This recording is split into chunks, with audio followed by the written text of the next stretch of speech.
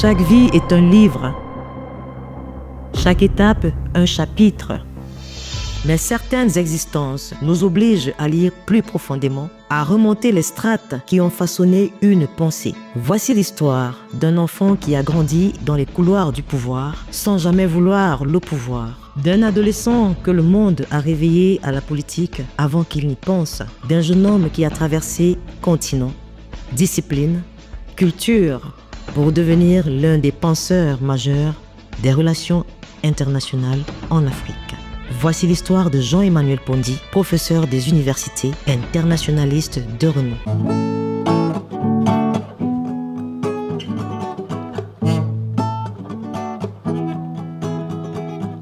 Guantanamera, ma vie c'est Guantanamera.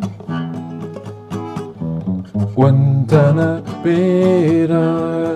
ma vie c'est Guantanamera. Tout commence à l'école maternelle des Parcs Répiquet. Lieu modeste, mais première fenêtre ouverte sur le monde. À 7 ans, on apprend la géographie dans les livres. À 8 ans, Jean-Emmanuel Pondy apprend la géopolitique dans la rue. Chaque visite d'un chef d'État enflamme le quartier administratif. Les enfants du centre sortent former une haie d'honneur. Alors nous avions 8 ans, 7 ans. Je me souviens très bien d'un certain nombre de chefs d'État qui étaient réguliers, parmi lesquels le président Léopold Sédar Senghor du Sénégal, le président Yakubu Gowon du Nigeria, le président Mokhtar Ould Dada de Mauritanie, le président Albert Bernard Bongo, c'est comme ça qu'il s'appelait à l'époque, du Gabon, etc. Donc ce sont des personnes que nous voyons régulièrement. Nous sortions des salles de classe pour aller les applaudir et dès qu'ils passaient, nous remontions dans nos salles de classe pour continuer nos leçons. Donc ça nous marque quand même ça de voir toutes ces personnalités dont nous ne connaissions pas très très bien l'importance, mais nous, en voyant leur cortège et tout, nous savions que c'était des chefs d'État. Ce contact précoce, constant, presque banal, avec les acteurs politiques africains, inscrit dans son esprit l'idée que la politique n'est pas un mystère, c'est un champ d'action humain, visible, tangible. Il se passait rarement un mois sans qu'un de ces chefs d'État ne vienne au Cameroun pour une raison ou pour une autre, des visites privées, des visites d'État, des visites de travail, qui sont les 3 visites standards. Et ils venaient toujours là, nous on les voyait. Bon, ça nous amusait, nous on était contents parce que ça nous permettait d'aller nous changer les idées en allant applaudir. Mais comme je l'ai dit, ça vous imprègne un certain type d'images qui ont un effet peut-être a posteriori, mais pas avant. Ce n'est qu'après qu'on commence à ressentir et qu'on met l'un dans l'autre, on voit qu'il y a quand même des strates qui s'imprègnent au fur et à mesure.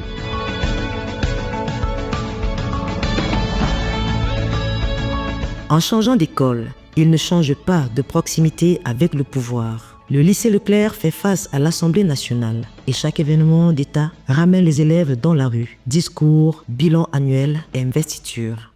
Le lycée Leclerc est juste en face de l'Assemblée nationale et il était avant sur cette avenue qu'on appelle l'avenue de la Réunification, où se tenait le défilé de la fête nationale. Parce que c'était le deuxième lieu de la fête nationale. Le premier était à l'hippodrome, 1er janvier 1960, ça s'est fait à l'hippodrome, là où aujourd'hui on voit la place, la grande place où se trouve la mairie de Yaoundé, de la ville de Yaoundé.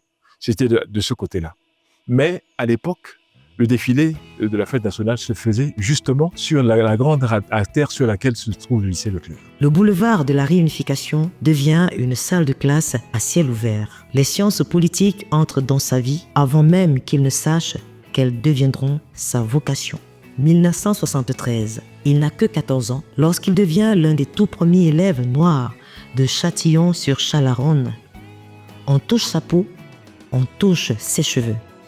L'Afrique est une curiosité. Et pourtant, une graine germe. Je quitte le lycée à la fin du premier cycle, c'est-à-dire après avoir obtenu mon BEPC et mon entrée en seconde également.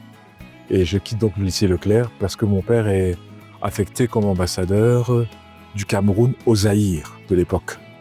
Et donc je termine ma première partie simplement de la scolarité au lycée Leclerc. Et je suis obligé d'aller en France parce que, n'ayant plus de résidence familiale au Cameroun, et les parents décident plutôt de nous envoyer en France à l'internat.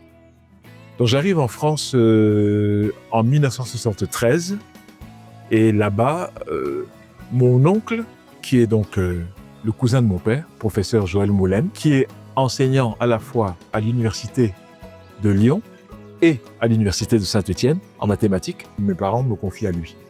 Et c'est lui qui décide, j'allais dire souverainement, que je reprenne plutôt la troisième, plutôt que de me mettre en seconde. Et il me donne une explication qui me convainc. Il me dit qu'il vaut mieux avoir des bases solides avant l'entrée au second cycle si on veut aller très loin. Et il informe mon père après. Mon père est d'accord avec lui et moi aussi. Et c'est comme ça qu'on me met donc dans un collège qui se trouve à côté de Lyon, qui s'appelle Châtillon-sur-Chalaronne. Et c'est là-bas que je refais ma troisième, malgré le fait que j'ai eu 10, je crois que c'était 10,50 en troisième, et que j'ai eu mon BEPC. Mais il me conseille de reprendre tout pour avoir une meilleure base dans le second cycle. Et effectivement, ce qu'il avait prédit est ce qu'il arrive. C'est-à-dire que je traverse le second cycle sans aucun problème, avec de très très bonnes notes qui me permettent ensuite d'aller plus loin. Et donc, après l'année où je reprends la troisième, on m'inscrit au lycée mixte d'État Jean Perrin, qui se trouve à Lyon, dans le 9e arrondissement, et un endroit qui s'appelle Saint-Cyr au Mont-d'Or, qui est au 9e arrondissement de Lyon.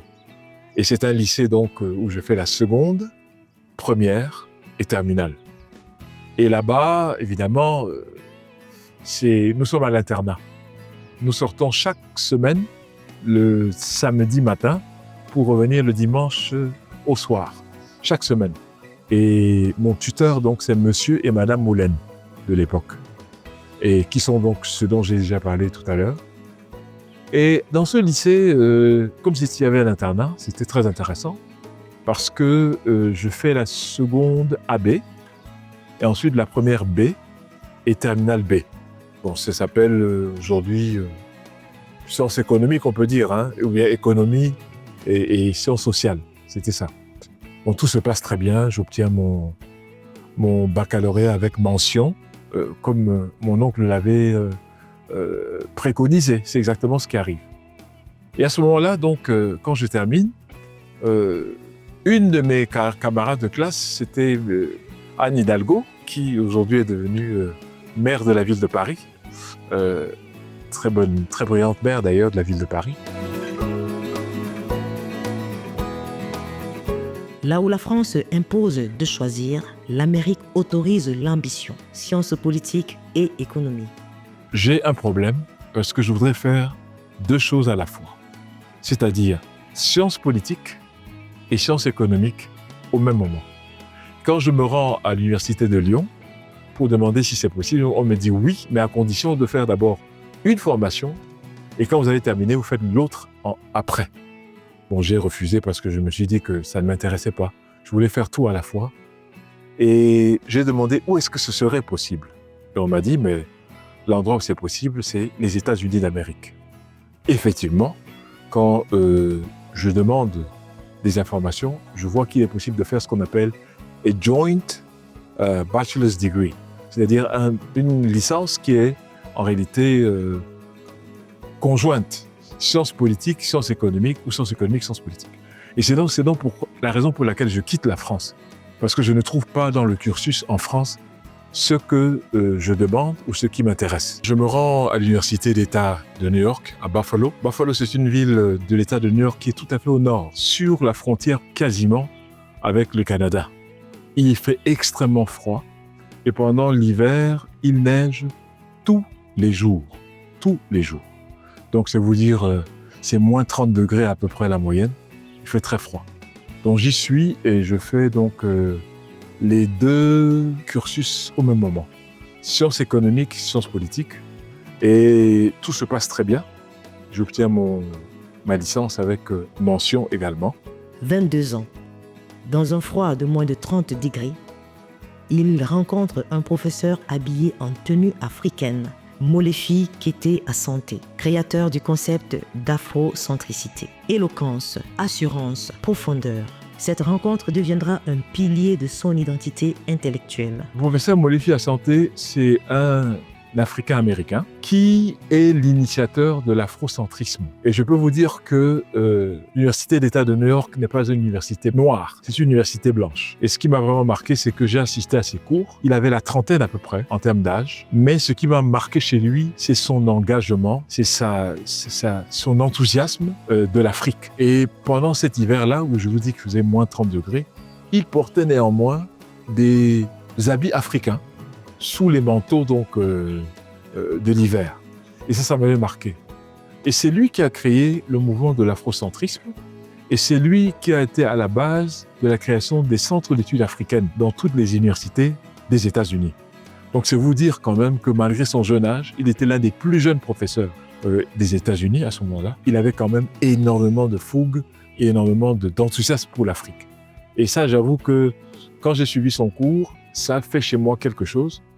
Après, il est allé à Temple University, qui se trouve en Pennsylvanie. Et après, il s'est établi, je crois, en Californie. Donc, c'est quelqu'un qui est encore en vie aujourd'hui, même s'il est déjà passablement âgé, mais dont la rencontre a suscité chez moi un grand enthousiasme et surtout une détermination d'en savoir plus sur l'Afrique et sur, je dirais, le panafricanisme.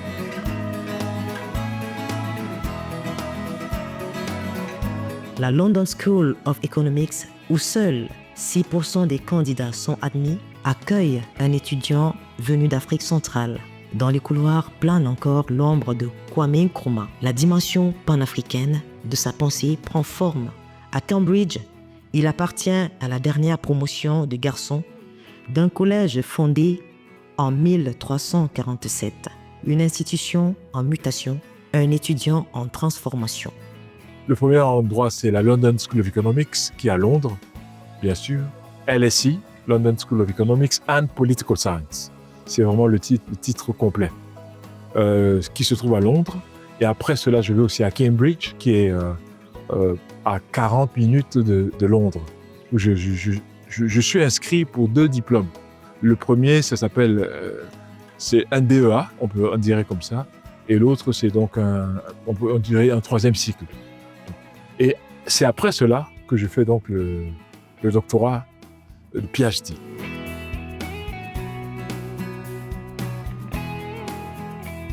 Décembre 1985. Le jeune chercheur soutient une thèse audacieuse. L'apartheid ne tiendra plus longtemps. Il tombera sous ses propres contradictions. On en arrive donc à le choix de mon sujet à l'Université d'État de Pennsylvanie, qui se retrouve cette fois être aux États-Unis encore. Et bien là-bas, c'est le moment où l'apartheid bat son plein en réalité et où tout le monde s'intéresse à l'anachronisme que constitue l'apartheid. Et la question que je me pose dans ma thèse, c'est comment est-ce que d'un côté, les États africains condamnent officiellement l'apartheid, mais il se trouve qu'il y en a certains qui continuent de commercer avec l'Afrique du Sud, raciste. Comment est-ce possible cette contradiction et pourquoi? Et c'est vraiment l'objet de mon travail. Et à la fin de ma recherche, je prédis la fin imminente de l'apartheid.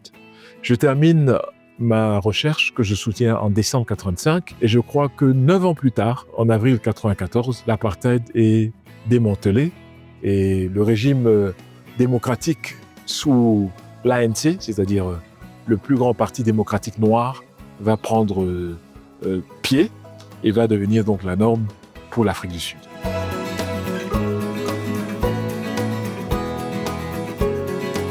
Il arrive parfois qu'un chemin de vie mène un homme là où il pourra transmettre tout ce qu'il a reçu. Pour le professeur Jean-Emmanuel Pondy, ce lieu s'appelle l'IRIC, l'Institut des Relations Internationales du Cameroun.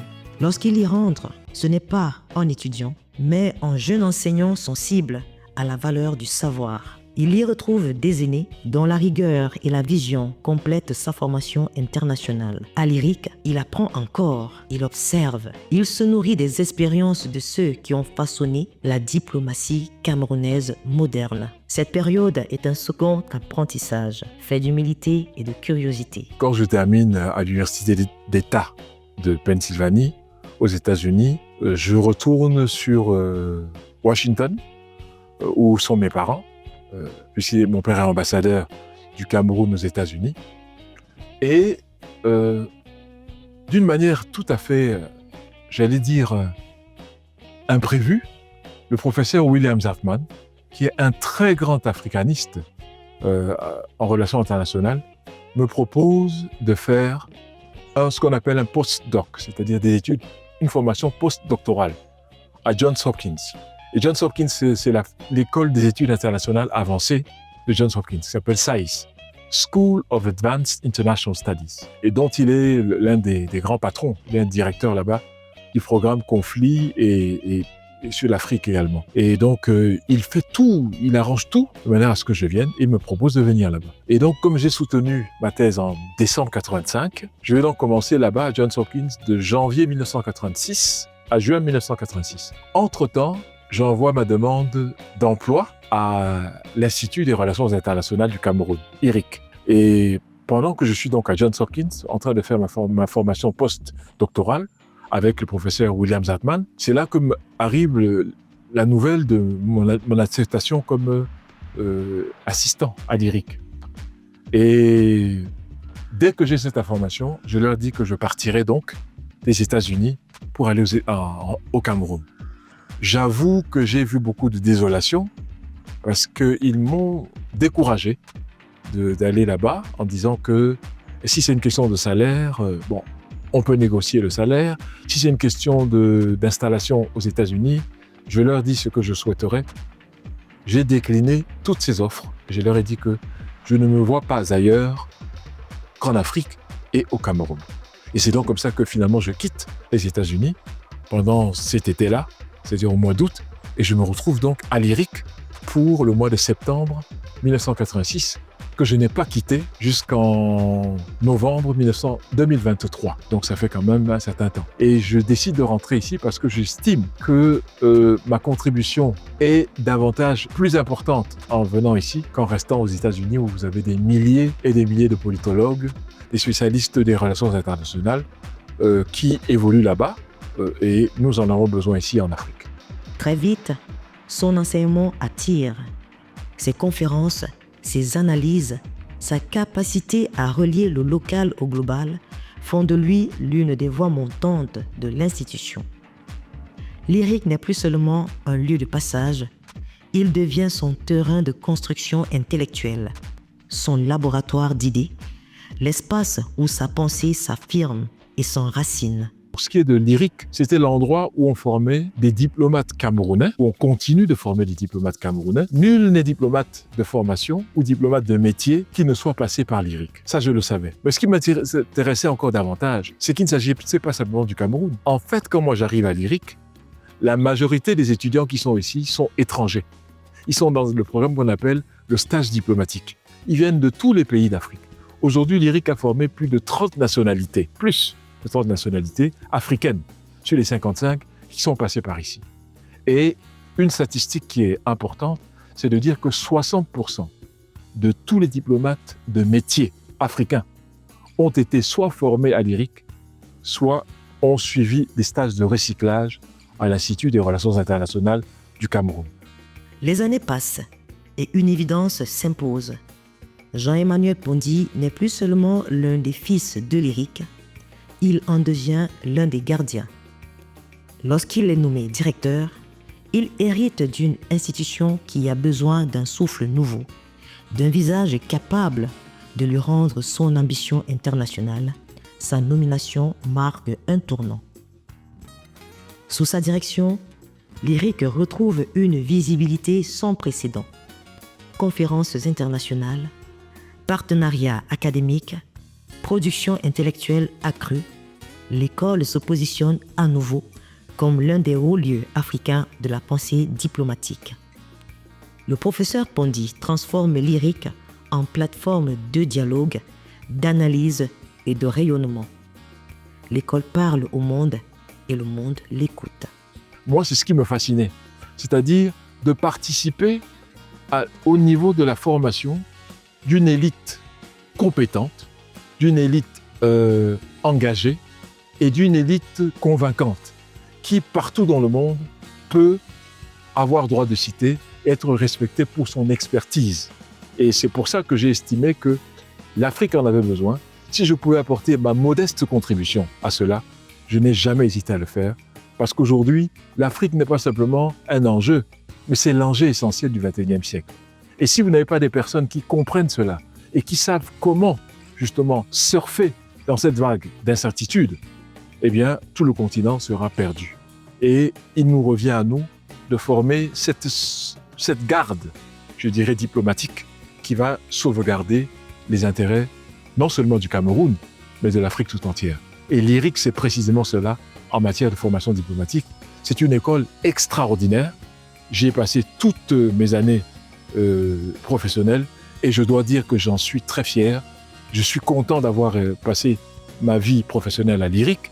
Je suis content du fait qu'aujourd'hui, où que vous alliez, que ce soit à New York, que ce soit à Bruxelles, que ce soit à Addis Abeba, qui sont les sièges de la diplomatie multilatérale, vous trouverez une majorité de diplomates de haut niveau là-bas qui sont sortis des rangs de l'Institut de relations internationales du Cameroun. Et je crois que c'est une très bonne chose pour notre pays que de pouvoir afficher cela. La promesse faite à son oncle, le professeur Joël Moulin, de faire de longues études, il l'a grandement tenue. Outre l'IRIC, son engagement administratif et scientifique s'étend aux plus hautes responsabilités universitaires au Cameroun. Il a occupé des fonctions de secrétaire général et de vice-recteur à l'université de Yaoundé 1 et 2, dirigé des structures d'enseignement supérieur privées, notamment l'école doctorale de l'UPAC, et a reçu des distinctions académiques importantes, dont la titularisation comme professeur des universités et son entrée à l'Académie des sciences du Cameroun. Ces responsabilités lui ont permis de concilier production de savoir, gouvernance universitaire et rayonnement institutionnel.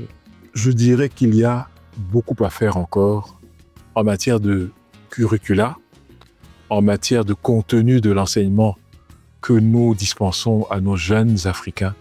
Il y a beaucoup à redire, beaucoup à revoir et beaucoup à refaire.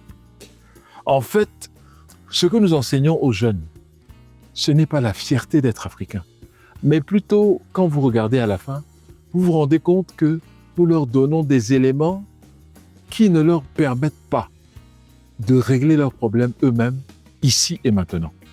Or, l'éducation est supposée vous donner les outils d'analyse, de compréhension et d'action pour que vous résolviez vos problèmes dans votre environnement immédiat et dans votre environnement lointain.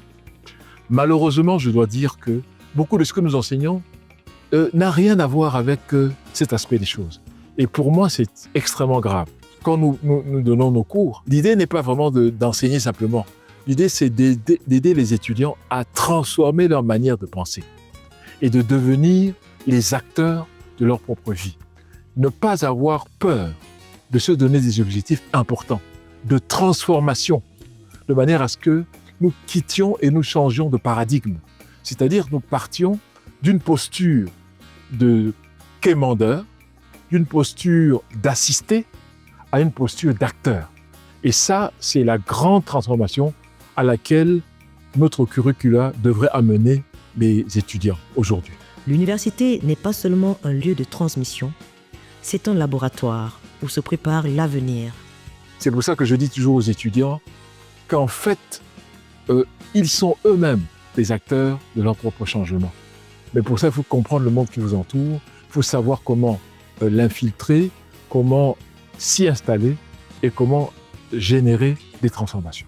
De toutes les étapes de sa vie, l'IRIC et l'université constituent peut-être le point d'équilibre, là où se rejoignent son héritage familial, sa formation internationale, son engagement pour l'Afrique et sa vocation de transmission. En dirigeant l'IRIC, il n'accomplit pas seulement un parcours personnel, il participe directement à la formation de ceux qui, demain, incarneront la diplomatie du Cameroun et de l'Afrique. Ainsi, l'IRIC n'est pas la fin du chemin, mais son aboutissement lumineux.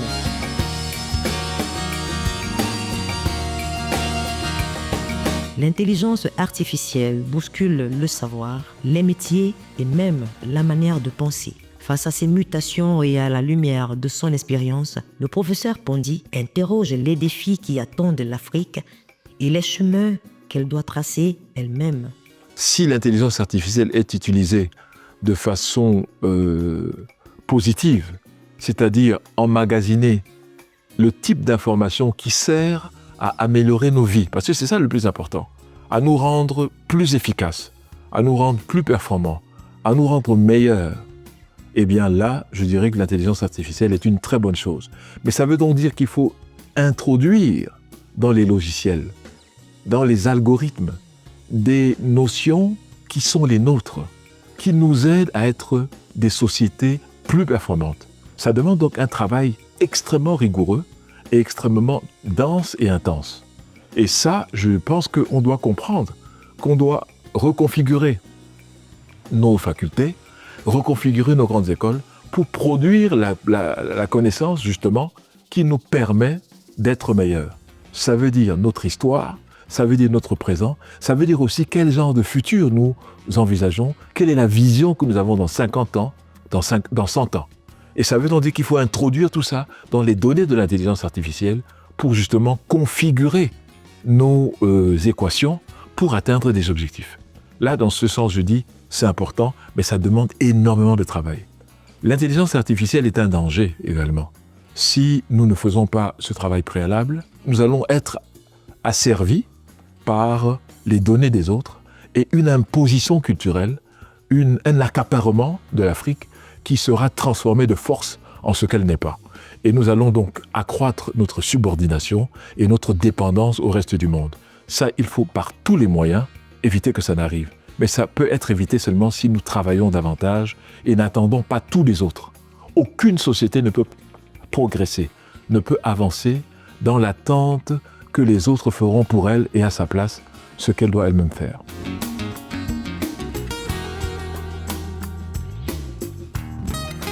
Au-delà des salles de classe et des grandes universités, d'autres forces ont modelé la pensée et le caractère du professeur Pondy. La musique, le sport et la discipline personnelle ne sont pas de simples passions, ce sont des piliers silencieux de sa trajectoire. Il raconte l'homme autant que le savant. C'était un homme en déroute, c'était un frère sans doute, qui n'avait ni haie ni place. Et sur les routes de l'exil, sur les sentiers, sur les places, il me parlait de sa ville. Guantanamera, ma vie c'est Guantanamera. Guantanamera, une chanson cubaine, un pont entre l'Afrique et les Amériques. Pour Jean-Emmanuel Pondy, la musique est respiration, mémoire et parfois même géopolitique. C'est une chanson cubaine. Et comme vous le savez, Cuba a des liens particuliers avec l'Afrique. C'est une chanson de 1928 qui a été créée au moment de l'indépendance de Cuba. Et Guantanamera veut dire la fille de Guantanamo. Et c'est une jeune fille qui aimait son pays, qui aimait la liberté et qui aimait l'unité de Cuba. Et surtout dans cette chanson, on parle aussi de la solidarité avec les pauvres du monde. Et je pense qu'en termes de panafricanisme, Cuba est quand même une île où se trouvent beaucoup d'afro-descendants qui sont restés très proches de l'Afrique, comme ils l'ont démontré au moment des indépendances du Mozambique et de l'Angola, en envoyant 60 000 soldats cubains pour défendre la nouvelle indépendance acquise par ces pays. Ça, c'est sur le plan militaire et diplomatique.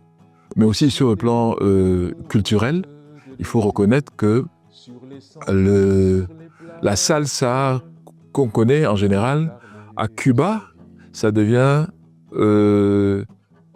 la rumba afro-cubaine. Pourquoi rumba? Parce que ça vient du royaume de Congo. Kumba, c'est le nombril. Donc c'est la danse du nombril, en fait, qui s'est transportée là-bas. Et il y a eu un aller-retour entre le Congo et Cuba. Et jusqu'aujourd'hui, vous avez la rumba congolaise, la rumba cubaine. Et donc, il y a des liens clairs entre les deux. Et j'ai pensé que, compte tenu de mes convictions idéologiques, il fallait peut-être magnifier cela. Et on ne sait pas beaucoup que l'auteur de cette chanson s'appelle Roicito Fernandez. Donc, Roicito Fernandez, qui est donc l'auteur de cette chanson, qui a, je ne sais pas combien de centaines d'années, près de 100 ans aujourd'hui. Puisqu'on est en 2025, la chanson est sortie en 1928, donc c'est près de 100 ans.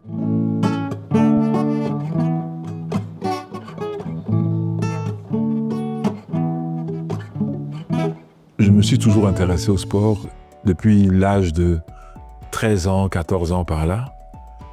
D'abord le basket, parce que à cause du fait que jeune, j'étais déjà assez grand de taille, relativement. À 15 ans, j'avais 1m81, 82 déjà, à ce moment-là. Donc, on m'intégrait facilement dans les équipes de basket du lycée au premier cycle. Après, étant allé en Europe, et à l'université en particulier, à l'Université d'État de New York, j'ai intégré l'équipe d'athlétisme qui faisait donc la longue distance, c'est-à-dire 5000 mètres, 10 000 mètres. Et puis, j'ai passé le cap pour le marathon qui est de 42 km 500. 42 km. On ne court pas contre les autres, mais contre soi-même.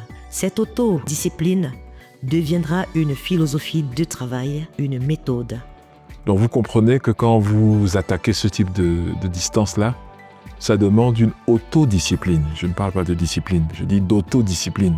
Vous ne pouvez ni fumer, ni boire. J'ai été un marathonien, et l'un des marathons que j'ai fait, c'était dans l'île de Jersey, qui se trouve en Grande-Bretagne, en 1981. C'était donc le marathon qui a été labellisé, puisque mon temps a été donné dans la course, et j'ai amené ce temps-là au Cameroun. En 1981, je ne pense pas qu'il y avait d'autres marathoniens officiellement reconnus. C'est après que le Kounzé, qui est devenu un champion du Cameroun, je crois que c'est plutôt dans les années 1982 par là, qu'il s'est fait connaître. Donc j'étais un recordman du Cameroun. Je n'oserais pas parler des champions, mais plutôt un recordman du marathon pendant au moins 1 an. Je dirais que c'était par défaut.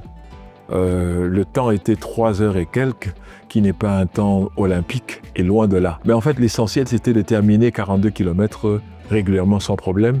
Et c'était un challenge, c'était un défi que je me donnais.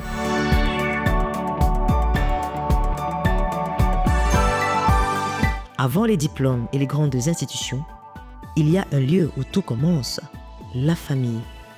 C'est là que se forgent les premières valeurs, celles qui orientent une vie entière.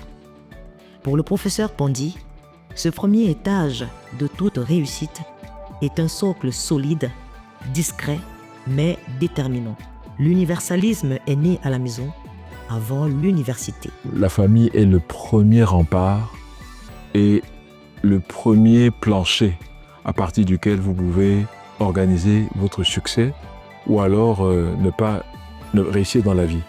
La famille a un rôle très important.